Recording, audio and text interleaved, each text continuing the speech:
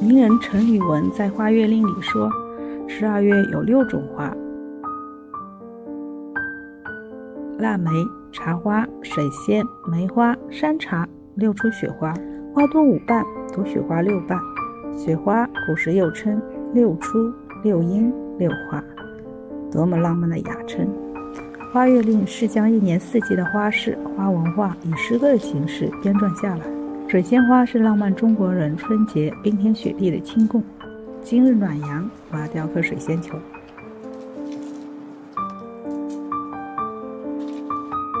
记得最早学校的老师教我们雕刻水仙球，我把自己的手指不小心割破了。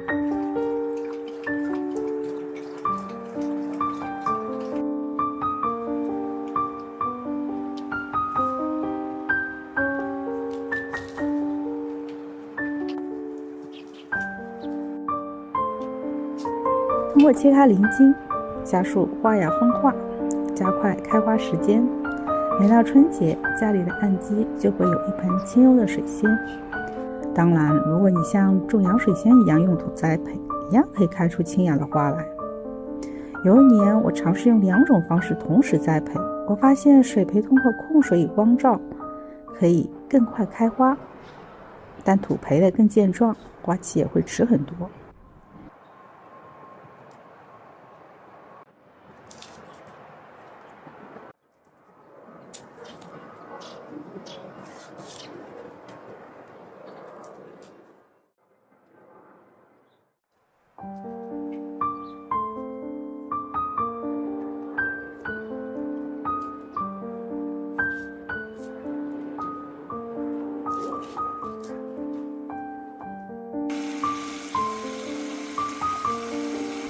我在前年种下的水仙球，在开花后，盆里的水变干了，但没想到生命是如此顽强。水仙球等待了漫长的1年，在今年又抽绿芽了。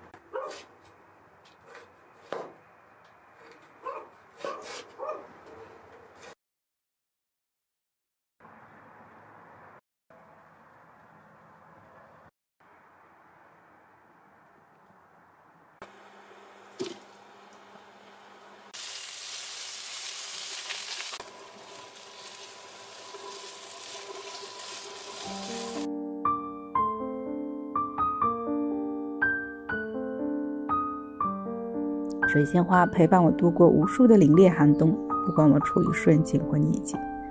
当万物枯槁时，我总是第一个想到清雅的水仙花。我想有一天我会变老，但我依然会种水仙花。每到此时，院子里荒芜的可怕，人总会经历这样的生命寒冬。